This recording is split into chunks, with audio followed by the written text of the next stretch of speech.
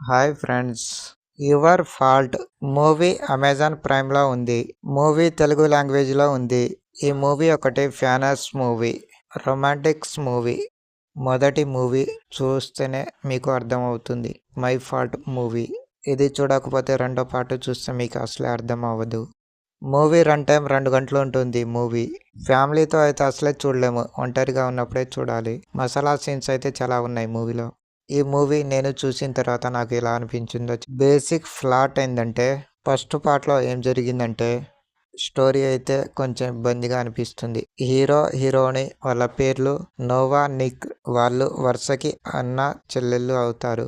వాళ్ళు లవ్ చేసుకున్న తర్వాత వాళ్ళ లైఫ్ ఎలా ఉంటుంది, వాళ్ళ లైఫ్ ఎలా టర్న్ అవుతుంది, ఏం జరుగుతుంది, వీళ్ళ పేరెంట్స్ కూడా వీళ్ళని ఎలాగైనా విడగొట్టాలని ప్రయత్నిస్తూ ఉంటారు. ఫ్యామిలీకి ఒక ప్రాబ్లం కూడా ఉంటుంది.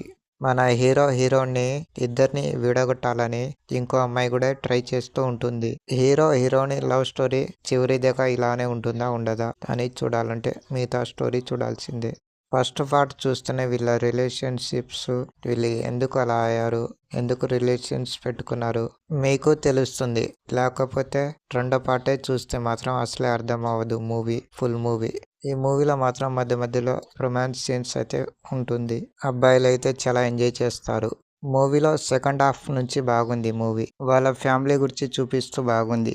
ఎమోషనల్ గా ఎండ్ చేశారు మూవీ. గానీ ఈ మూవీలో కార్ రేసింగ్ హైలైట్ గా చూపించారు లాస్ట్ లో.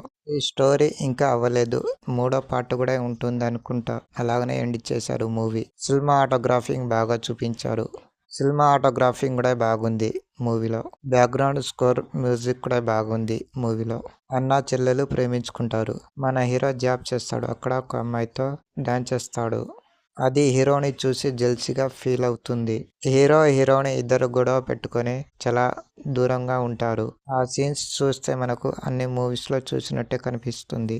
మూవీ క్లైమాక్స్ లో మాత్రం హీరోని చేసే పని మాత్రం అంతగా ఏమీ బాగుండదు. మన హీరోనితో ఒక డైలాగ్ ఉంటుంది, నేనైతే కష్టంగా లవ్ చేస్తున్నాను అంటుంది అమ్మాయి. ఈ మూవీలో మాత్రం ఫస్ట్ హాఫ్ మాత్రం బోరుగానే నడుస్తుంది. ఈ మూవీకి రేటింగ్ ఇచ్చేది 3.4. మా రివ్యూ మీకు చూసి నచ్చిందా నచ్చలేదా కామెంట్ చేయండి.